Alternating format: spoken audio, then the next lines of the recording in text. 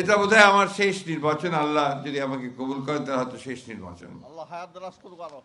ফেব্রুয়ারির অর্থাৎ 26 ফেব্রুয়ারি 12 তারিখে একটি সাধারণ নির্বাচন অনুষ্ঠিত হবে এবং একটি গণভোট অনুষ্ঠিত হবে।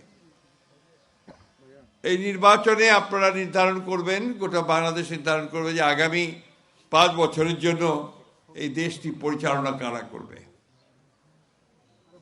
এই নির্বাচনটা অত্যন্ত গুরুত্বপূর্ণ এই জন্যে যে আমরা এমন একটা সময় পার হয়েছি যে সময়টা গত 15 বছর ধরে আমাদের এই দেশের সমস্ত প্রতিষ্ঠানগুলোকে ধ্বংস করে দিয়েছিল।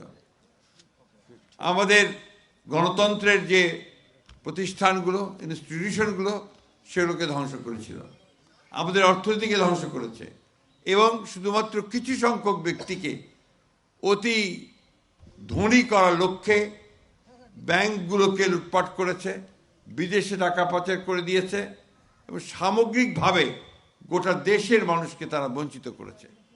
শুধু তাই নয়, তাদের ক্ষমতাকে আরও চিরস্থায়ী করবার জন্যে তারা বিভিন্ন রকম আইন পাস করেছে, যে আইনগুলোতে আমরা কথা বলতে পারতাম না, আমাদের কথা বলার স্বাধীনতাকে নিয়ে নেওয়া হয়েছিল। পত্র পত্রিকা মিডিয়াগুলোকে স্বাধীনভাবে কথা বলতে পারত না। এমনকি তারা তাদের ক্ষমতাকে চিরস্থায়ী করার জন্যে সমস্ত রাজনৈতিক দলগুলোকে তারা বিভিন্নভাবে নির্যাতন করেছে, নিপীড়ন করেছে।